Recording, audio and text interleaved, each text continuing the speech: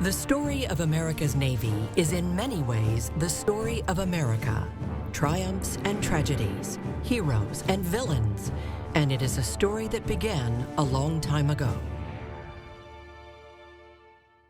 In 1800, French privateers were preying on American shipping. So when the men of USS Constitution discovered the French corvette Sandwich at Puerto Plata in the Dominican Republic, they set a plan reminiscent of the Trojan horse. Captain Silas Talbot ordered 90 sailors and Marines into a civilian merchant sloop they had just seized.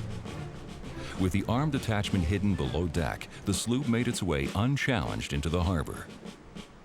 Within minutes, the Americans were in control of the French corvette, but in order to take their prize, they had to neutralize the fort guarding the harbor. So Captain Daniel Carmack led his Marines ashore. They entered the fort and spiked the cannon before the enemy had time to prepare a defense. By sundown, Sandwich was ready to sail, this time under American colors.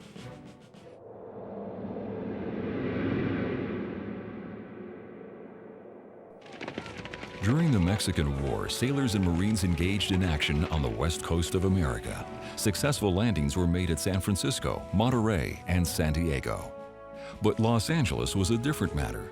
350 sailors and Marines stormed the shore and took the city on August 6, 1846.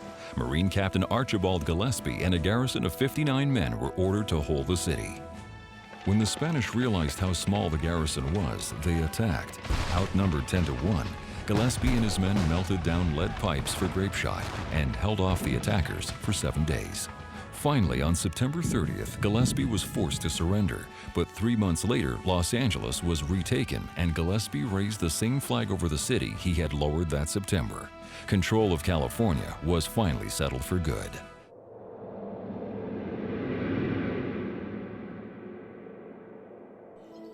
By the 1920s, Navy and Marine Corps leaders saw the need to improve the tactics of amphibious assaults.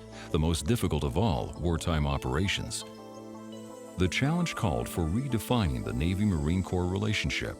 In December of 1933, the Navy changed the designation Marine Corps Expeditionary Force to Fleet Marine Force. Throughout the 30s, both branches worked together to improve tactics, communication, and equipment design. They studied what went wrong at the Gallipoli landing during World War I and what went right at the Guantanamo landing in the Spanish-American War. In 1938, FTP-167 Landing Operations Doctrine, U.S. Navy was issued. It incorporated infantry, aviation, engineering, and artillery into a protocol that would help win World War II.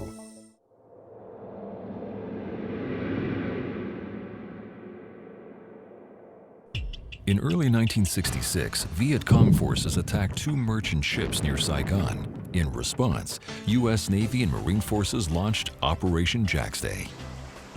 On March 26th, an amphibious assault struck enemy strongholds on the Long Ton Peninsula. 5 days later, an 18-boat convoy entered the Van Sam River. Working with carrier-based air cover, the boats penetrated deep into the swamps that harbored enemy arms factories and training camps. The boat team fought off enemy bands along the shoreline, then landed Marines in the mangrove swamp. Working together from water and land, the team killed 63 enemy and destroyed 3 base complexes. Further, the operation showed the effective penetration of sea power deep into the heart of an enemy's land-based haven. The story of America's Navy continues today. Whether below, on, or above the seas, it is globally positioned to secure our homeland and citizens from attack, and to advance our interests around the world.